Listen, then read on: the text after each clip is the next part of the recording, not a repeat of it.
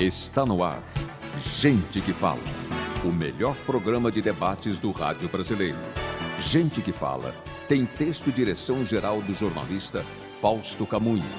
Gente que Fala reúne de segunda a sexta-feira formadores de opinião para discutir as principais notícias do dia. Gente que Fala tem o selo de qualidade APCOM. Olá, olá, boa tarde. O programa Gente que Fala está começando ao vivo pela AltV, a TV da internet e também pelas redes sociais, imagens do Instagram, do Facebook, do nosso canal no YouTube, para você acompanhar a nossa jornada de hoje. Até a 13h, curta, comente, compartilhe a nossa transmissão, participe também pelo WhatsApp, fazendo perguntas aos nossos entrevistados.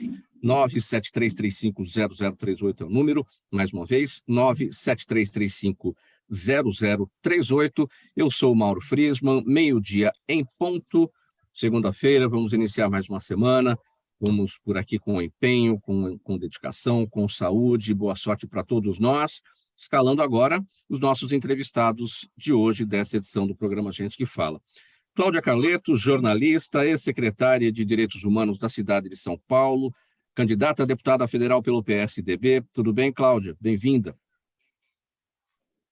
Tudo bem, Mauro. Um prazer imenso estar com você, com os nossos convidados, e todo mundo que nos assiste aí, né, pela TV Web e os outros canais disponíveis. Muito obrigado pela presença aqui com a gente, pela colaboração. Também com a gente o doutor Evandro Capano, advogado, professor, doutor em Direito do Estado, relator da 23ª turma do Tribunal de Ética e Disciplina da OAB São Paulo. Doutor Capano, bem-vindo, obrigado pela presença mais uma vez com a gente por aqui. Eu que agradeço, é um prazer estar hoje nessa seleta bancada. Mauro, sempre um prazer estar contigo, Fausto Camunha, Zenilda, e especialmente todos que nos assistem, todos que nos ouvem. Muito obrigado. Também com a gente, doutora Antília Reis, advogada de família e sucessões. Ela é especializada em direito empresarial e ativista de minorias. Doutora Antília, como vai? Tudo bem? Boa tarde. Boa tarde, é um prazer estar aqui nesse programa, Friesman, um assunto tão importante, né, de ser divulgado e com grandes nomes, né, importantes. Tenho certeza que vai ser muito útil para os seus espectadores. Certamente vamos discutir importantes temas por aqui hoje, doutora Antília, e também aqui no nosso time, eu vou apresentar agora o doutor Afonso Pacileu, advogado, conselheiro estadual da OAB São Paulo. Tudo bem, doutor Afonso? Bem-vindo. Boa tarde, grande Mauro, todos os colegas, Capano, Cláudia, Antília, e todos vocês que estão conosco aqui ao vivo assistindo. Hoje temas muito importantes, mais uma vez muito feliz de estar aqui com todos vocês. Então vamos lá, nosso primeiro assunto de hoje, o primeiro assunto dessa semana. Olha, ontem, dia 7 de agosto, a Lei Maria da Penha completou 16 anos em vigor. Mesmo com alguns avanços a comemorar, chegamos a 2022 com números que assustam. Segundo o Anuário Brasileiro de Segurança Pública, a cada 7 horas, uma mulher é vítima de feminicídio no Brasil. O crime, caracterizado pelo menosprezo ou discriminação à condição da mulher, foi registrado 2.451 vezes no país de março de 2020 a dezembro de 2021, de acordo com o Fórum Brasileiro de Segurança Pública. E, além disso, 82% dos casos de feminicídio são cometidos pelo companheiro ou ex-companheiro da vítima.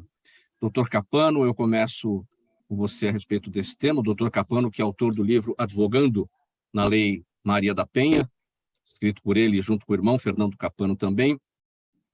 Bom, vamos lá, doutor Capano. Legislação nós temos uma das melhores do mundo, a gente sempre falou isso por aqui, não só a Lei Maria da Penha, mas muitos outros dispositivos, muitas outras medidas. O que está faltando, além do cumprimento da lei, para melhoria desse quadro, doutor Capano? Mudança de cultura, né? Eu não tenho dúvida, Mauro, né? É exatamente isso. E, veja, é chover no molhado. A gente vem realmente de uma cultura em que nós tínhamos um patriarcado, a mulher não tinha, né? Eu brinco, aliás, inclusive, eu estou ficando velho, Mauro, e a minha geração de acadêmicos, diferente do doutor Afonso, que é um jovem, né? Doutora Antília, que é jovem, eu estou ficando velhinho. Eu, quando comecei a faculdade, eu comecei a faculdade antes da Constituição de 88, né? E eu terminei a faculdade um pouquinho depois da Constituição de 88. Ou seja, a minha geração de acadêmicos é uma geração privilegiada, porque eu estudei toda a Constituição de 64, com a emenda de 69, e depois tive que estudar a Constituição de 88, e não só isso, né? Vi, né, acompanhei todo o desenrolar dessa Constituição, com a interpretação dos tribunais e tudo mais. E por que eu digo isso, Mauro? Se nós tivemos que escrever na Constituição que todos são iguais em direitos e obrigações, é porque não era.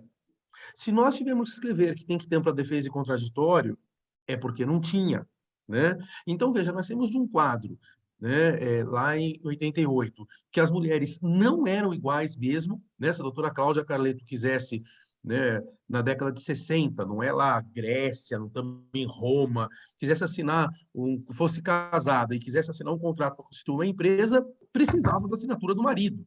Então, veja que isso vem, né, de coisa de séculos. E nós estamos aí desde 88 brigando, né, pela igualdade da mulher, que está cada vez, né, chegando mais perto. Ainda temos muito a fazer, né, temos muito a fazer. E tem esse problema aí da violência doméstica mesmo. É uma situação que é cultural, né? Está melhorando, muito a trabalhar. O que nós precisamos fazer, Mauro, na minha percepção? Realmente educar, orientar, né, a população. A violência doméstica ela é inaceitável. Ver que isso começa numa espiral de violência, né? Então, primeiro é um xingamento, depois é um empurrão, depois é um tapa, e isso pode chegar, né, até numa eventual tentativa de homicídio. E essa relação abusiva, ela não pode ser tolerada. Ela não pode ser tolerada. Veja que esse número que você apresentou é um número alarmante, e ainda temos que considerar uma cifra negra aí, né? De pessoas que não foram reclamar, de pessoas que aceitaram a violência, ou seja, vigilância, vigilância e vigilância. Nós temos que continuar trabalhando, continuar orientando e dizer que não é normal, né? Você, dentro de uma relação, agredir. Não é normal dentro de uma relação de afeto. O nome é relação de afeto, não relação de briga, não relação de agressão. E é isso, Mauro. Parabéns, né, a gente fala uma vez mais, orientando os nossos ouvintes, e vamos trabalhando. Vamos ouvir o resto dos nossos colegas. Cláudia Carleto, como destacou o doutor Capano, foi preciso escrever na Constituição de 1988 que todos, homens e mulheres, são iguais perante a lei, ou seja, na carta é isso. Na teoria é isso, na prática a coisa realmente tem muita coisa a ser feita, porque é uma questão cultural mesmo, não? Totalmente, Mauro, totalmente, né? A gente fala, no impresso está uma coisa, a execução é um pouquinho difícil de acontecer. Se a gente pegar a nossa Constituição de 1988, é muito importante a gente pontuar que ela é inspirada na Declaração Universal dos Direitos Humanos de 1948, né, que coloca ali que todos nós somos iguais em dignidade e direitos, independente de gênero, raça, credo, ou seja, todas as pessoas têm o direito de ter acesso, ou seja, os serviços, e têm que ter os seus direitos respeitados, coisa que a gente não vê acontecer muito, né? É importante o que o doutor Evandro pontuou também, né, quando ele fala que as mulheres, e a gente não está falando da Roma Antiga, a gente não está falando da Grécia, né? A gente não está falando de tempos tão remotos, mas a gente está falando que há 90 anos atrás a mulher não podia votar, né? Se você vê como os direitos femininos levam um certo tempo para serem conquistados, algo que na letra da lei, segundo a Constituição de 88, já deveria estar há muito tempo. Mas quando a gente fala em especial da violência contra a mulher, eu acho muito importante a gente pontuar que é uma questão estrutural ainda, é uma questão da nossa cultura, e algo que a gente tem que desconstruir dia após dia, né? Isso tem que começar dentro de casa, isso tem que ser dito dentro da sala de aula, a gente tem que ali dizer que meninos e meninas são iguais, que tem de ter respeito, que ninguém é melhor do que ninguém. Porque quando a gente fala de enfrentamento à violência, quando a gente fala de violência contra a mulher, a gente nota, e posso falar isso até por conta da experiência que eu tive, não só como secretária executiva de política para as mulheres, como secretária de direitos humanos todo esse período acompanhando os equipamentos que fazem acolhimento às mulheres em situação de violência. É muito comum a gente ver situações em que o companheiro ele se sente o dono do corpo daquela mulher. A violência ela nasce nesse momento, que ele acha que ele tem pertencimento, que aquela pessoa é dele por direito, né? Ele não considera que ali existe uma outra pessoa, um ser humano que tem os seus direitos e que precisa ser respeitado. Então, quando você constrói uma relação como essa, né, no qual um ser humano é pertencente ao outro, ele se acha no direito de fazer o que quiser. Então, aí começa, e também é bacana a gente falar aí dos 27 itens que entram nos ciclos de violência, que a gente aqui até lançou, né, a gente pediu uso para autorização para o uso de um violentômetro que foi desenvolvido lá no México e que traz esses 27 itens, né, que começa desde ignorar a pessoa dar um gelo, se enciumar, culpar, desqualificar, que são itens assim, olha, tome cuidado, até você intimidar, empurrar, beliscar, dar tapas. Aí a orientação é reaja no sentido de perceba de que algo não está normal. E, por fim, quando entra a violência mesmo, mais abusiva, de abuso sexual, de chutar, aí precisa buscar apoio, né? Então, as mulheres precisam ficar atentas a esses itens e buscar ajuda. E quando a gente fala de buscar ajuda, é buscar, em especial, esses centros de referência da mulher, que tem uma qualificação para entender a violência, para entender em que ponto essa mulher está e poder fazer encaminhamento para toda a rede de atendimento às mulheres que tem na cidade de São Paulo, tem no estado de São Paulo, e a gente tem conhecimento que tem em outros estados também da federação. Cláudia, já a gente vai falar sobre esse trabalho, o violentômetro, né, que lista os 27 ciclos de violência contra a mulher. Vamos colocar um a um aqui para a gente entender. Para a gente ainda seguir nesse tópico, já a gente vai para esse tema, Cláudia. Doutora Antília, o que a gente precisa fazer, então, hein? 16 anos de Lei Maria da Penha e tantos outros dispositivos, tantas outras medidas. Os direitos estão garantidos, mas, paralelamente a isso, o respeito à mulher não vem acontecendo. Exatamente. Continuando, né, o segmento dos colegas, o que eu acho muito importante, né, como uma advogada que atua com mulheres vítimas de relacionamentos abusivos e de violência doméstica, é a pessoa saber como denunciar. Né? Então, o que eu percebo, Mauro e colegas, é que muitas, quando me procuram, elas já estão num relacionamento muito adoecido e já passaram por várias etapas. E muitas vezes elas não sabem como pedir ajuda. Então, é importante... Vocês sabem o que é esse X na palma da mão? Então, é importante as pessoas que estão nos vendo saberem que, se você não consegue pedir ajuda, porque as pessoas têm a mentalidade, né, em briga de marido e mulher, não se mete a colher, mas eu falo que se chama a polícia, né? Então, se você não tem alguém que possa te socorrer, você pode, quando for numa farmácia, numa padaria, em algum lugar, ou até mesmo no carro, pedir socorro através desse X. Então, é importante um espaço que você dá para as pessoas saberem que elas podem pedir ajuda, que 180 é o canal onde ela vai ter um acolhimento, onde ela vai ser orientada em casos mais graves, 190, e qualquer delegacia, né, doutor Capano, como criminalista, acho que depois vai pontuar isso melhor, é uma competência corrente, apesar de ter as delegacias especializadas na mulher, onde todo o delegado, investigador, eles já têm uma forma de acolhimento, mas você pode ir em qualquer delegacia. Se você está longe de uma delegacia especializada, vá à primeira e tome a iniciativa. Então, eu acho que é importante não achar, né? As leis estão aí para garantir, elas já melhoraram nesses 16 anos, contudo, a mulher ela tem que tomar uma atitude, então ela tem que pedir ajuda, é muito importante isso. Doutor Afonso Pacileu, o que é que está faltando em toda essa situação? Eu quero destacar aqui, eu estou abrindo aqui, porque assim, a gente a todo instante vê uma notícia relacionada com violência contra a mulher, que em muitas situações leva ao feminicídio. Olha aqui, uma mulher de 25 anos foi morta pelo ex-marido na casa onde morava, com 5 filhos, na zona leste, no bairro de Vila Ré, aqui na capital. E o crime aconteceu de madrugada, na madrugada agora do sábado. Larissa Aparecida de Queiroz do Nascimento. O corpo dela foi achado por familiares na noite de domingo, enfim. É um caso atrás do outro, não é, doutor Afonso? Exatamente isso, mas o que se precisa, né, Mauro? Precisa falar mais sobre isso. Eu acho que as pessoas pensam o seguinte: isso não acontece dentro da minha casa, isso só acontece na casa do vizinho.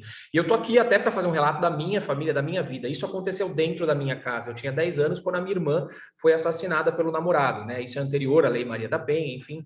Mas isso acontece dentro da nossa casa. O que falta é conversar, é falar mais sobre o assunto. E como os colegas falaram, as mulheres acabam não percebendo que estão em relacionamentos abusivos, as mulheres não percebem que estão vivendo essa relação que pode culminar num feminicídio e numa situação muito triste, né? Então, eu acho que precisa se divulgar. Hoje em dia, a gente tem aí várias frentes trabalhando nisso. Eu li um dia desses uma matéria de que um restaurante agora tem um drink, que a mulher vai no restaurante e se ela pede determinado drink, como o X na mão que a doutora Antília falou, ela acaba avisando que está sofrendo ali, que está tendo algum problema.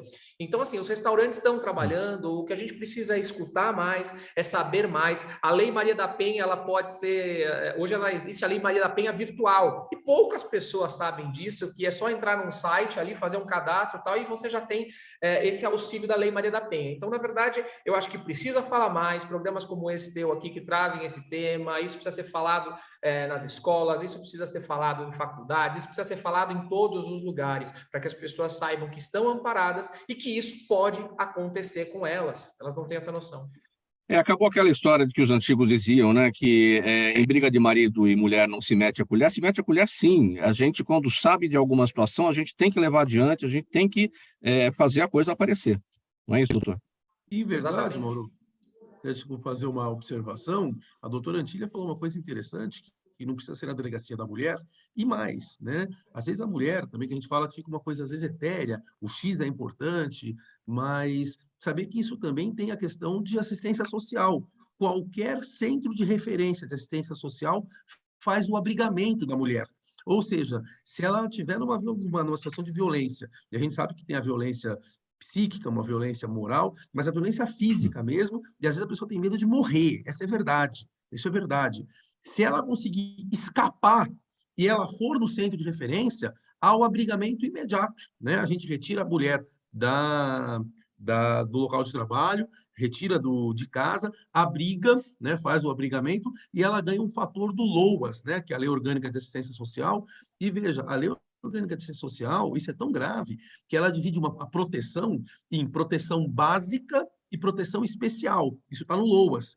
Essa proteção que será deferida a essa pessoa, ela é pontual e ela vai onerar orçamento público de proteção especial, né? Eu fui chefe de gabinete da assistência social aqui do município de São Paulo, e eu lembro que em 2010, então já vai longe isso também, eu me lembro por conta do número, nós gastamos 15 milhões, Mauro, isso em 2010, valor nominal. Eu empenhei lá como chefe de gabinete, ordenador de despesa, 15 milhões para abrigamento de mulheres, só para abrigamento de mulheres. Então, é importante também, e depois de 10 anos eu percebo que as pessoas falam pouco, né? Falam que a Polícia Militar agora fez um site, a questão do X, é importantíssimo tudo isso, mas que tem o abrigamento. O abrigamento é necessário para esse tipo de caso em que chegou na violência que está causando aí problema de eventual feminicídio, né? Só para complementar, Mauro, obrigado. Legal, minha gente. 12h18, o programa Gente que Fala, edição de segunda-feira pela UTV, a TV da internet e também pelas redes sociais. Próximo assunto por aqui. Quando esteve à frente da Secretaria Municipal de Direitos Humanos e da Cidadania de São Paulo, a jornalista Cláudia Carleto, que está aqui com a gente, organizou um levantamento sobre as vítimas de violência doméstica que procuraram por atendimento na cidade. E ali constatou que as mulheres com menos informação e menor escolaridade ficam mais vulneráveis à violência e procuram com menor frequência os serviços de ajuda. E aí a Cláudia criou o então violentômetro, no qual ela lista 27 ciclos dessa violência, que começa com piadas ofensivas, chantagens e termina com feminicídio. Vamos elencar cada um, Cláudia? Ô, Mauro, vamos. Eu, na minha fala de abertura, já furei na pergunta seguinte, me perdoa, mas Não, você é fez que um spoiler, tal. Você só deu um spoiler, uma um van premiere spoiler, aqui. eu dei spoiler. Vamos lá. Vamos lá. Primeiro, assim, é importante a gente falar que esses ciclos eles se repetem, né? E tem um item aqui, obviamente, que o último aqui do violentômetro é matar, mas também quando a gente fala do ciclo de violência como um todo, existe aqueles ciclos em que o companheiro, o agressor, ele começa exatamente com isso, ignorando, né? Com situações de muito ciúme, culpando o ciúme, né, da parceira, dizendo que eu só faço isso porque eu te amo demais. Veja bem, a culpa é sua porque colocou aquela saia curta, né? Eu te bati porque não porque eu sou agressivo, mas porque eu te amo muito. São coisas que parecem que, na verdade, ele está ali expondo o quanto ele ama, mas são posturas que já merecem uma atenção muito grande, né? Até chegar, e aí você começa a ter uma gradação um pouquinho maior, que aí você vai humilhando em público, você vai intimidando e ameaçando, você vai controlando e proibindo, aí você vai... Aí começa a ter uma agressão um pouquinho mais, né, Mauro? Aí você vai começando a romper, passar de uma coisa que é muito sutil para começar a ser algo mais realmente agressivo, que é machucada, tapinhas. Eu estou lendo aqui exatamente porque esses itens são importantes, né? Brincar de bater, beliscar e arranhar, empurrar e dar tapas. Quando você chega nesse item, a partir do próximo, assim, já é declarado, a mulher precisa pedir ajuda, precisa procurar. E aí eu quero aqui um pouco, antes de eu entrar nesses 27 itens finais, até o 27º, na verdade, resgatar um pouquinho tanto do que a Antília falou quanto do Evandro, que é onde buscar ajuda. Quando a gente fala reaja, busque uma ajuda profissional, a gente está falando, primeiro, obviamente, eu gosto muito de indicar os centros de referência e acolhimento para as mulheres, né? Por exemplo, aqui em São Paulo nós temos 5 centros de referência, incluindo o centro de referência Eliane de Gramont, que foi o primeiro do país, que foi criado aqui na Vila Mariana, e leva o nome de Eliane de Gramont, que era uma repórter da Globo que foi brutalmente assassinada. Houve ali uma grande comoção à época, então foi criado 89 centros de referência. Nós temos outros 4 e mais 4 centros de cidadania para além da Casa da Mulher Brasileira, que é um único equipamento no estado de São Paulo, que tem dentro dela toda a rede de enfrentamento. Então, você tem a Delegacia de Defesa da Mulher, você tem a Promotoria, a Defensoria, o Tribunal de Justiça, o destacamento do Guardião Maria da Penha, e os acolhimentos. Ali a gente tem um acolhimento temporário, para além dos acolhimentos que eu ouvi ali o Evandro falando, né? A assistência social do município hoje conta com 7 acolhimentos sigilosos, para além de um equipamento sigiloso que fica na Secretaria de Direitos Humanos. Ou seja, a partir de agora, os itens que eu vou ler aqui, que eu vou elencar, são mulheres, realmente busquem ajuda, e esses espaços que eu acabei de falar são os locais mais objetivos, os locais mais indicados para você procurar essa ajuda. Quando ela, obviamente, né, aí começa chute inaceitável, confinamento, né? Quantos casos, Mauro, a gente não ouviu nos nossos centros de referência de mulheres? Eu ouvi um que, aliás, assim, um dos que mais me tocaram, que essa mulher estava presa dentro de casa porque o companheiro não deixava ela vestir nenhuma roupa, porque ele dizia as roupas foram compradas com o meu dinheiro, então você não pode se vestir, você não pode sair de casa, e aí isso vai levando a graus, porque ela não podia se vestir, obviamente ela não podia sair de casa, ele trancava ela em casa, e ainda vigiava e deixava o porteiro ali de olho para saber se ela não ia para a rua pedir ajuda. Então, confinamento, ameaça, forçar relação sexual. Existem, né, alguns casais que acham, mas é porque, enfim, vamos dizer assim, porque o meu companheiro queria, então ainda tem aquela coisa do século mais do que passado, de que a mulher deveria ser, uma obrigação com o marido. A gente sabe que hoje não existe essa obrigação, forçar a relação sexual também é crime, violentar, mutilar, e, obviamente, o último estágio, que é aquele que a gente não quer que chegue, em maneira alguma, que é matar, e aí é o feminicídio. Então, a gente alerta as mulheres, fiquem atentas a esses ciclos, e em especial o primeiro, porque ele é o mais sutil, Mauro, é o mais sutil, e é o que a gente enquadra de violência psicológica, lembrando que a Lei Maria da Penha classifica a violência contra a mulher de 5 maneiras, né? A violência psicológica, a violência moral, a violência sexual, a violência física e a violência patrimonial, que é uma violência que muito pouco se fala, mas é aquela violência um pouco nisso, né, que eu acabei de dizer, um exemplo, você não pode vestir essa roupa porque essa roupa foi eu que comprei, e a gente já ouviu outros casos, né, de agressores que dizem, você não, assim, a gasolina do carro sou eu que pago, então você não pode colocar, ou até aqueles que tiram o cartão do banco e o dinheiro, e costuma deixar, olha, aqui em cima está o dinheiro para as compras do dia para os filhos, e que nunca deixam dinheiro a mais para que essa mulher, se ela quiser visitar um parente, a família, ou um amigo, até porque ela está ou que está vivendo dentro de casa, sente essa restrição. Então, como já foi colocado aqui, é muito importante, falar sobre isso é fundamental para que esses ciclos sejam rompidos, para que as mulheres tenham conhecimento do que é a violência e que busquem ajuda quando for preciso. Cláudia Carleto, para a gente fechar esse tópico aqui, onde é que se obtém, perdão, onde é que se obtém o violentômetro? Como ter acesso a ele? Olha, o violentômetro fica disponível, estava disponível na página da Secretaria de Direitos Humanos, tanto quanto nas redes sociais. Agora, é muito fácil também você buscar ajuda pelo 156. 156 hoje, aqui da Prefeitura de São Paulo, ele tem ali, entre as suas abas principais, a violência contra a mulher. As mulheres podem ligar e buscar informações, tanto dos centros de referência, esses que eu falei, quanto falar num dos centros de referência para buscar ajuda e orientação, assim como a Casa da Mulher Brasileira, que a Casa da Mulher Brasileira fica aberta 24 horas por dia, 7 dias por semana, tudo isso disponível na internet, nas páginas, ou pelo 56. Então, está tudo lá, precisamos acessibilizar esse conteúdo o quanto mais para tantas mais mulheres. 12h26, programa Gente que Fala, edição de segunda-feira pela UTV, a TV da internet e também pelas redes sociais. O próximo tema por aqui é o seguinte: a Câmara dos Deputados aprovou na semana passada um projeto que altera o Código Penal para criar o crime de estelionato sentimental, definido quando há alguma promessa sobre uma relação afetiva em troca de entrega de valores ou bens pela vítima. No parecer do projeto, o relator deputado subtenente Gonzaga, do PSD de Minas, sustenta que cresce a cada dia o número de estelionatos praticados por pessoas que se aproximam do outro com a finalidade de se apropriar de seus bens, aproveitando-se de uma possível vulnerabilidade emocional e amorosa.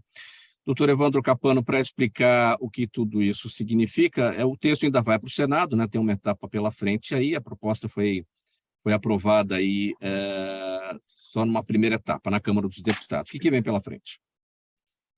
Primeiro, Paulo, né, dizer que da importância deste projeto de lei. Né? Eu vi algumas críticas de alguns colegas criminalistas dizendo, né, que não precisaria ter feito esse projeto, porque estelionato já é um crime patrimonial, né, e que se a pessoa, mediante um engodo, né, mediante uma enganação, mediante uma coisa que não é verdade, ela leva alguém a um prejuízo, isso já era crime.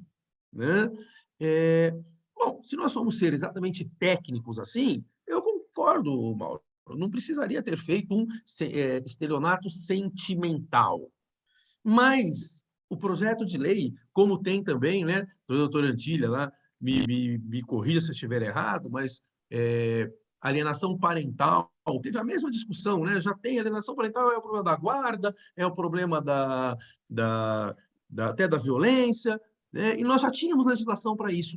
Tá, Mauro, já tem a legislação para isso, já temos um crime de estelionato que, em tese, abarcaria isto. Mas, como o doutor Afonso Pacileu disse, nós precisamos falar sobre isso, nós precisamos orientar as pessoas.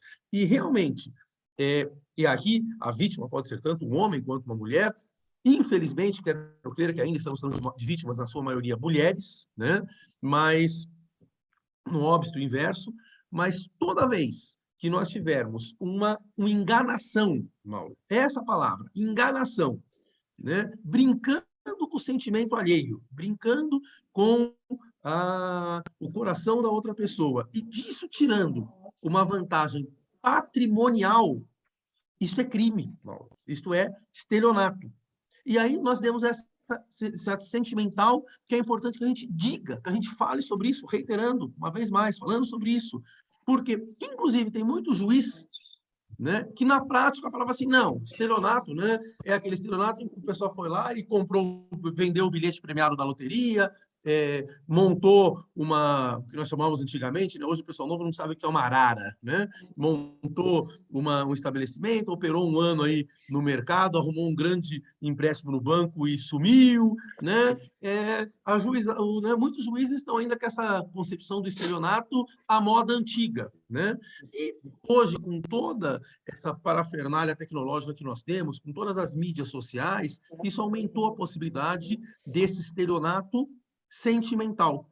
Então, do ponto de vista técnico, pode nem ser tão necessário, já nós tínhamos uma legislação que eventualmente abarcaria isso, mas do ponto de vista sociológico, do ponto de vista de instruir a população brasileira, a comunidade brasileira, para que a gente cresça, né, na proteção dos direitos fundamentais, né, dos direitos, né, eu gosto de falar sobre os componentes do ser humano, né, que o ser humano, que a gente pergunta sobre o que é dignidade humana, e as pessoas falam, dignidade humana cuida do físico, do intelectual, do moral, da fé, sucessão das pessoas, né? Nós temos vários plexos do ser humano que estão aí abarcados dentro da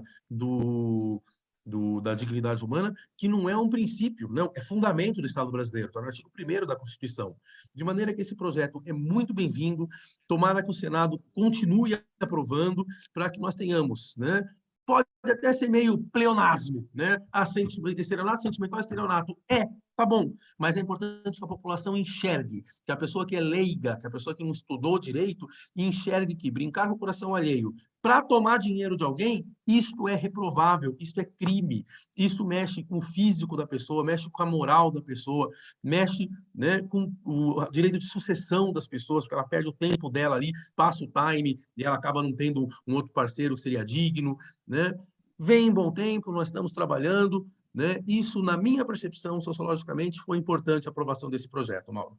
Quero ouvir meus colegas de bancada, mas é o meu posicionamento. Doutor Antília, como é que a gente chega a esse ponto, né? Como destacou o doutor Capano, estelionato é estelionato, mas o estelionato sentimental é interessante. Antigamente, as pessoas se apaixonavam, usavam aquela expressão, né? Vou roubar seu coração, né? Era do melhor dos sentidos, né? Vou roubar seu coração. Hoje, agora, rouba o coração, rouba o cartão, enfim, invade a conta. Impressionante. Olha, eu acho muito importante, inclusive o que o doutor Afonso falou, que tem que ser conversado. Você sabe que eu recebi agora, nessa época de pandemia, muitos clientes, homens e mulheres, que foram vítimas de estelionato sentimental, porque as pessoas confinadas começaram a ir nos aplicativos, né? Tudo fechado, não davam para se relacionar, as pessoas ficaram muito carentes. E aí foi uma explosão de estelionatários sentimentais. E quando nós íamos até a delegacia para fazer o boletim, doutor Capano, os delegados faziam gracejos e menosprezavam ainda mais a vítima, homem e mulher, porque é muito doloroso para a pessoa ela chegar e falar, doutora, olha, me relacionei com o cara, geralmente é por aplicativo, geralmente é por redes sociais, eles já estão fazendo isso, ainda mais na época da pandemia, às vezes nem tinha encontro pessoal, e olha, eu transferi X, eu passei isso, já é muito humilhante, vexatório. E quando você ia nas delegacias, Mauro, muitos delegados não entendiam, apesar da brilhante exposição do doutor Capano, que era um tipo de estelionato, exatamente o que o doutor falou. Então, é muito importante importante isso, esse projeto de lei está em vigor, mesmo porque vamos prever, né, que agora é incondicionado, né? É uma ação pública incondicionada, porque assim como no direito, na violência doméstica e no sentimental, depois tem o outro ciclo, né? Que, complementando a Cláudia, que é da lua de mel, né? Quando o agressor ele bate, violenta, tem prática, a violência sexual está quase igual à violência física. Então, quer fazer coisas que a mulher não quer, depois que ele agride, humilha, aí ele quer a reconciliação, ele quer a lua de mel, e essas pessoas, essas vítimas, elas começam a achar que elas são as causadoras.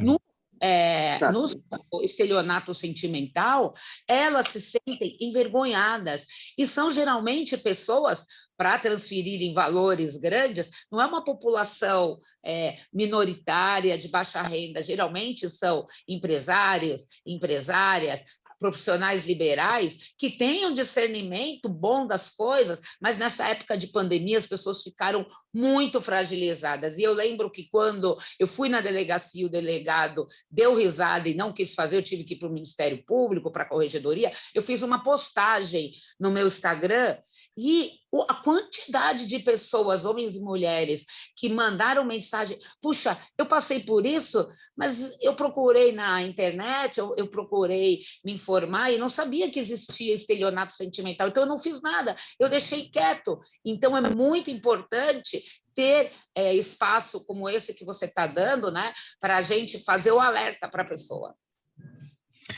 Doutor Afonso Pacilhão, para fechar esse tópico, como é que você observa essa proposta? Enfim, tem que passar pelo Senado ainda para virar lei. Do estelionato sentimental, eu chamaria de 171 do coração. Na realidade, as exposições dos colegas foram brilhantes, né? Eu acho que não tem nem muito que a gente acrescentar aqui.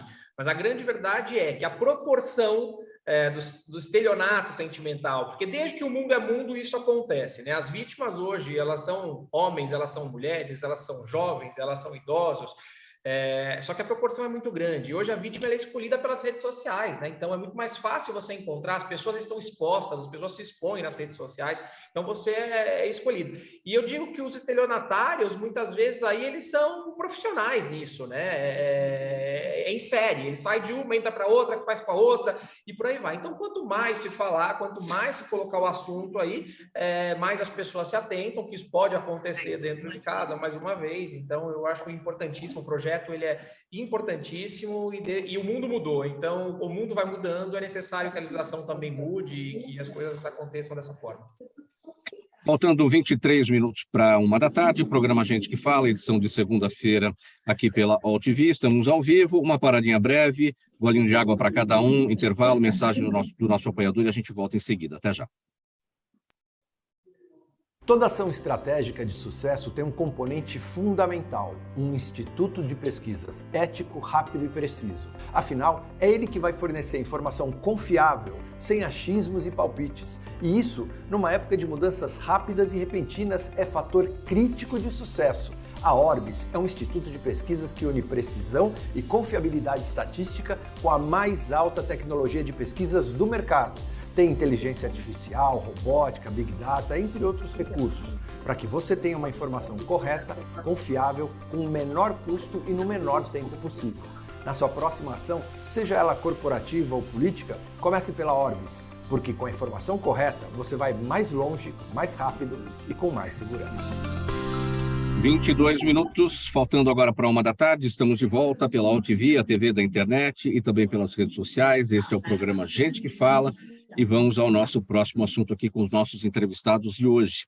Após a enorme repercussão dos ataques racistas feitos por uma mulher contra os filhos de Giovanna Eubank e Bruno Galhaço, em um restaurante em Portugal, surgiu a dúvida se haverá ou não punição, já que a legislação de Portugal não prevê crime por motivação de ódio, etnia e cor de pele.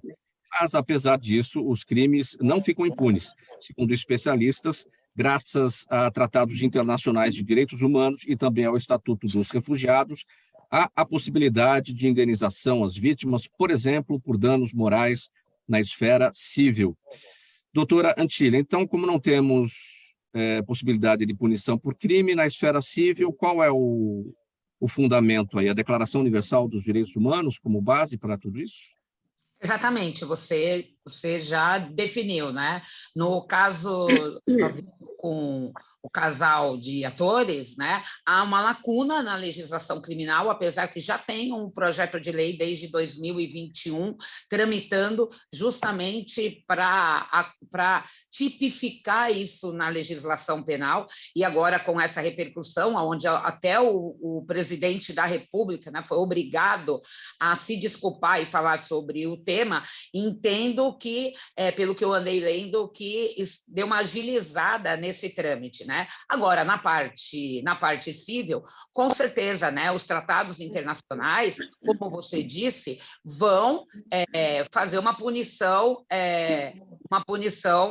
na esfera civil. O que a gente tem que colocar é que aqui no Brasil nós temos, né, muito claro, né, a tipificação de injúria racial, que as pessoas confundem com racismo, mas que é ofensa à dignidade por raça, por cor, por religião, deficiência, por etnia, né?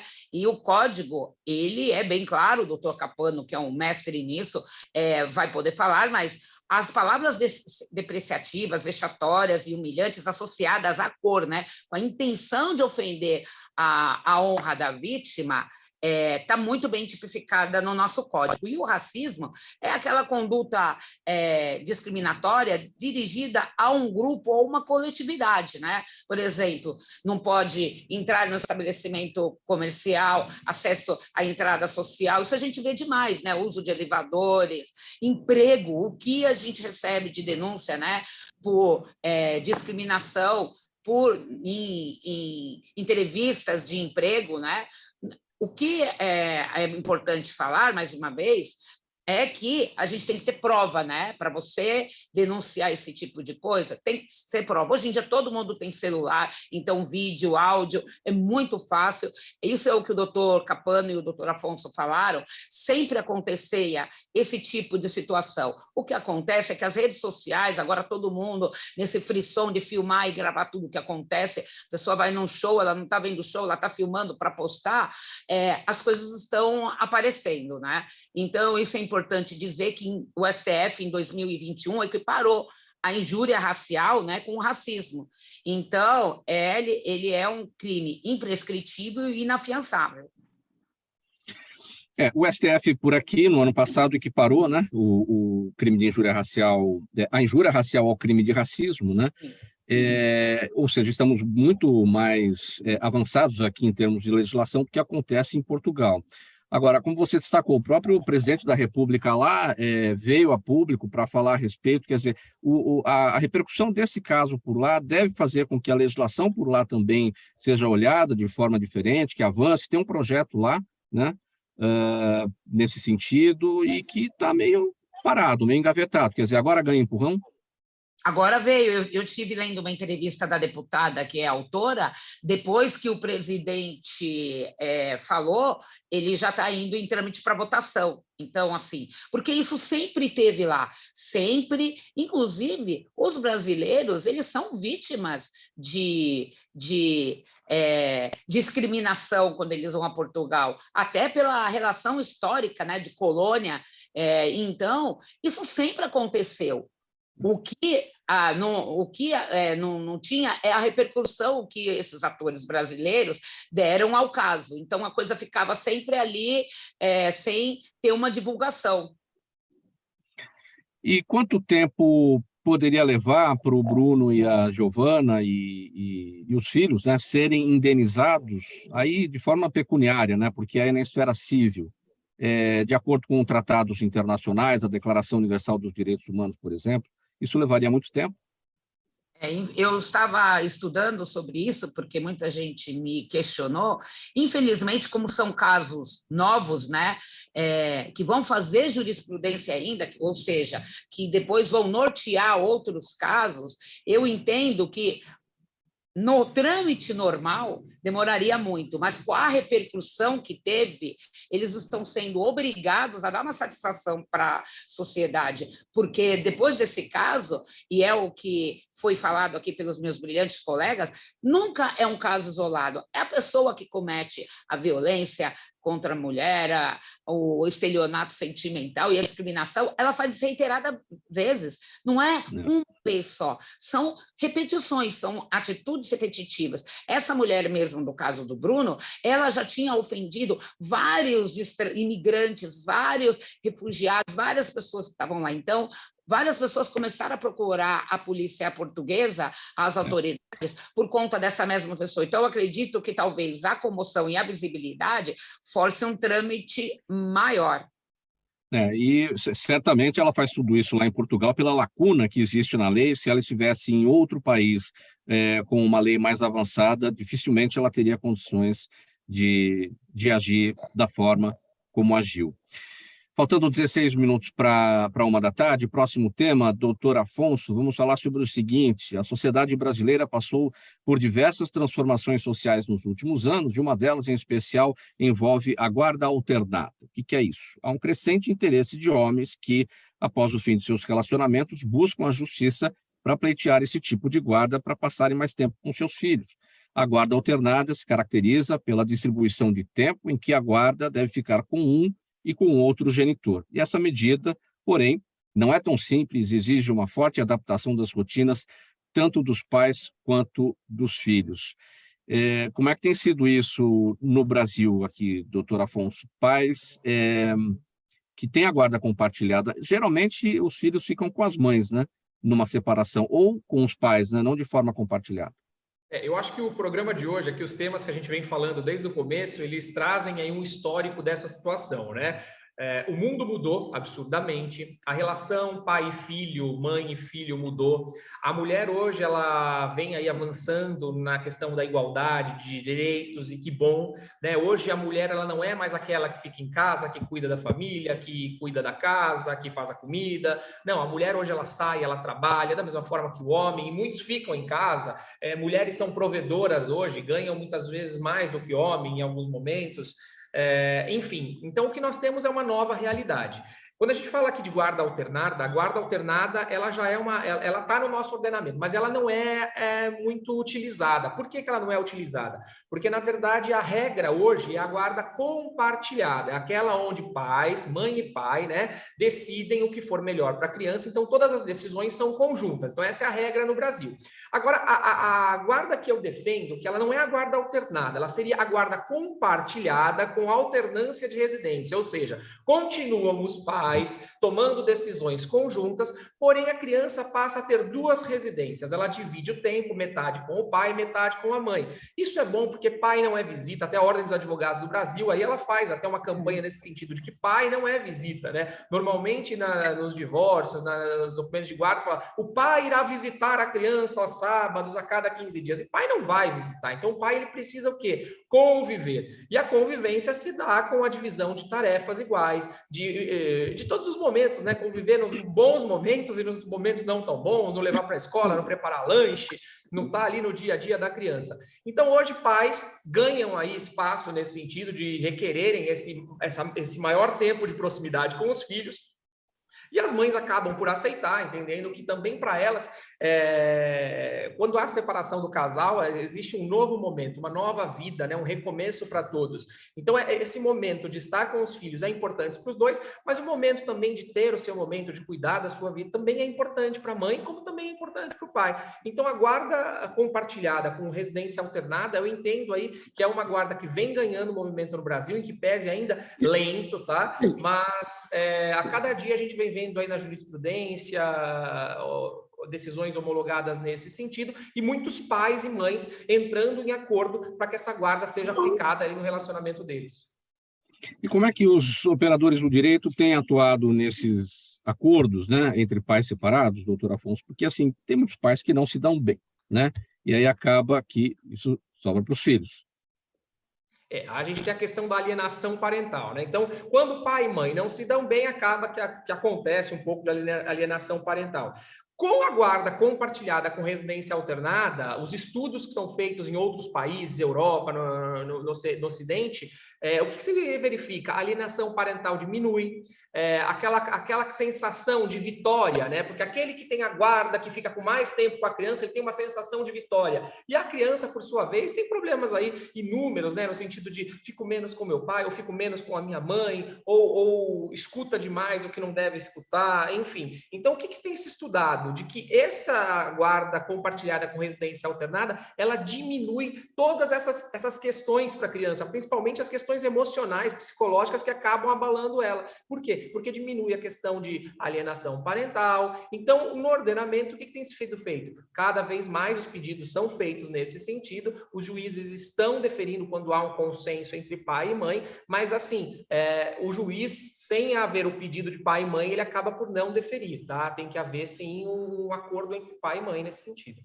Essa sensação de vitória é complicada, né? Quando você passa a olhar o outro lado como um inimigo, olha, eu te venci, eu tenho muito mais conquistas aqui. Esse é um momento que tem que ser, é duro superar esse momento, né? Esse momento não é fácil para ninguém, mas ele acontece e a gente precisa aprender a lidar isso da melhor forma, sempre pensando no bem-estar dos menores, né? Que são os grandes prejudicados aí dessa relação que não é boa. Então, em tendo uma boa relação, em tendo convivência com pai, convivência com mãe em igual período, a tendência de criar crianças melhores, psicologicamente menos abaladas, com menores problemas, enfim. Então, esse é um caminho que eu tenho enxergado bastante aí, até quero saber dos meus colegas a opinião deles, mas eu tenho visto bons resultados, as experiências que nós temos aqui no escritório com clientes que optaram por esse tipo de guarda e conseguimos na justiça, são resultados bons, vemos aí as famílias felizes e principalmente as crianças felizes, com resultados positivos na escola, na vida. Então isso nos deixa muito feliz, ver esse movimento, né, de mudança, né, porque o mundo vem mudando absurdamente em todos os pontos, então nesse também deveria haver uma mudança. Para te ouvir rapidinho, doutor Capano, sobre esse tema, e aí eu já entro aqui nas perguntas da nossa audiência. Por gentileza, doutor Capano. É isso mesmo, Fausto. Acho que o doutor Afonso Passanel foi brilhante, exauriu o tema, né? A verdade é uma só. Eu não sou advogado criminalista e a minha interface que eu tenho, eu trabalho com muitos colegas da área de família. Eu, né, no processo criminal, que normalmente sai lá da violência doméstica, e vou olhando o que acontece no cível, né? O que eu digo é o seguinte, a advocacia precisa melhorar também, né?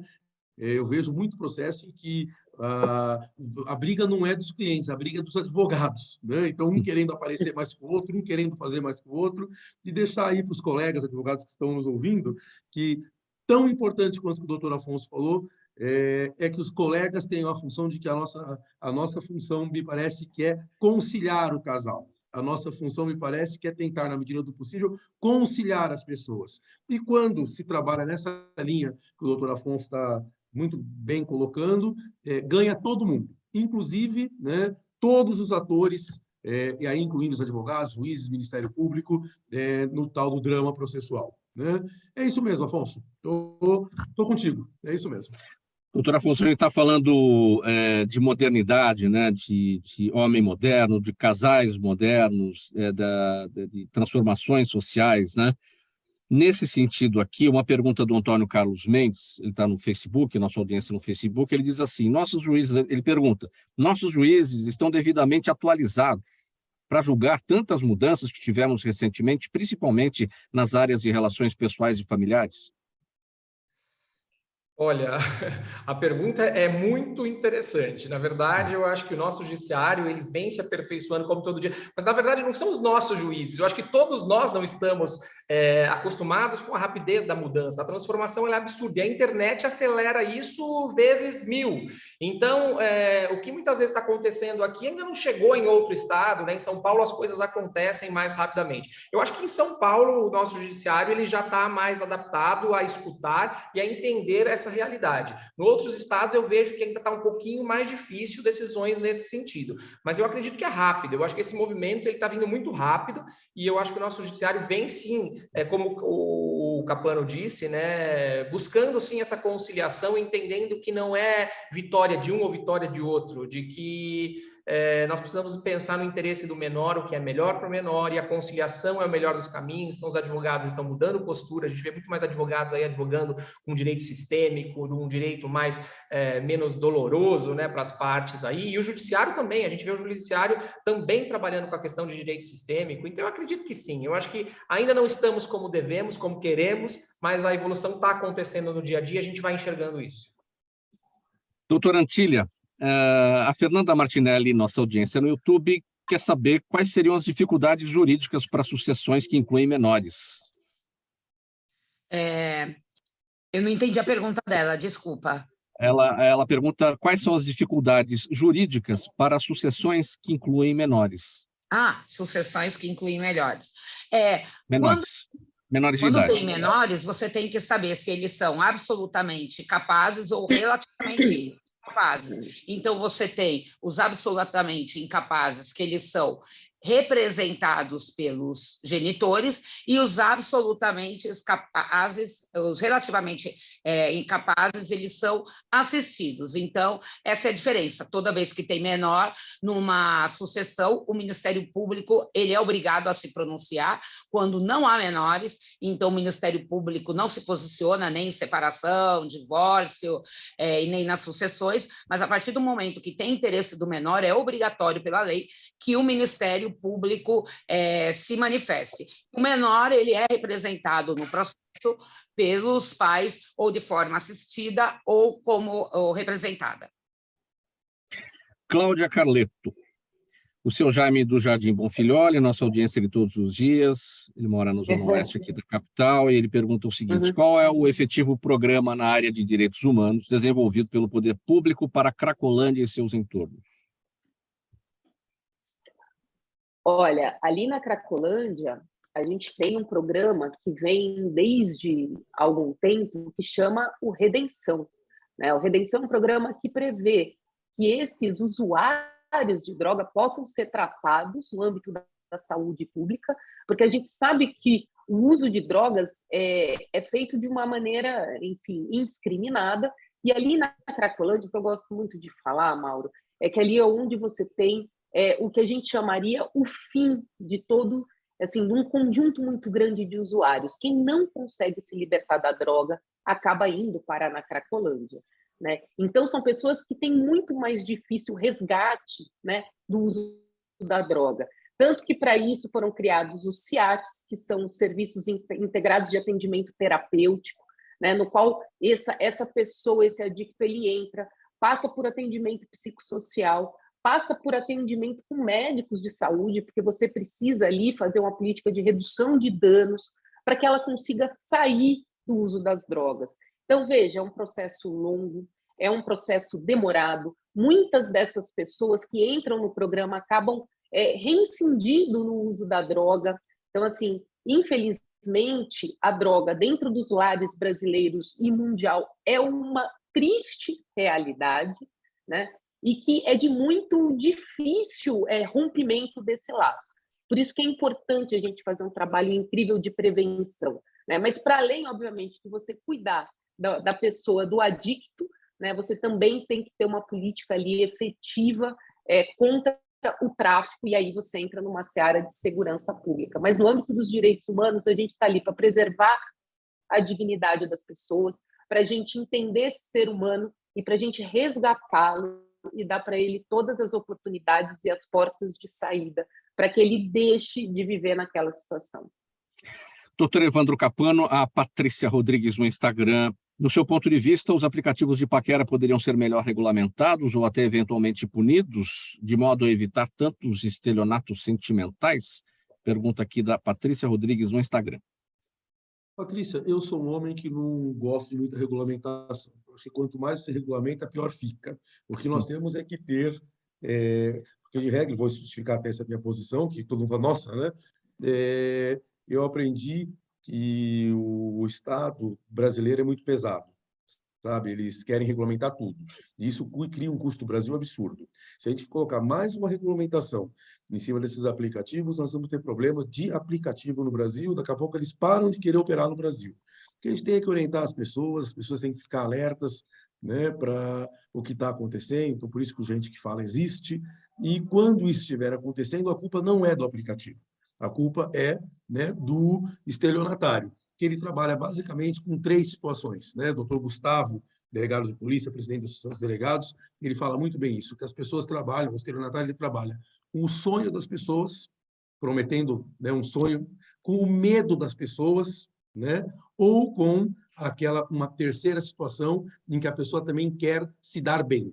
Então, nessas 3 situações, a gente tem que ficar alerta. Me parece, né, que a pessoa tem um sonho de alcançar aquela pessoa maravilhosa que ela quer, me parece que ela tem medo de ficar sozinha, que ela quer se dar bem também uma hora ou outra, tal. Então, as pessoas têm que primeiro fazer uma autoanálise para que se policie nesses nossos defeitos de ser humano, né? E, nos policiando nesses defeitos de ser humanos, a gente fecha, a gente bloqueia, né, que o estelionatário consiga trabalhar esse nosso medo, esse nosso sonho, com essa nossa posição de querer se dar bem.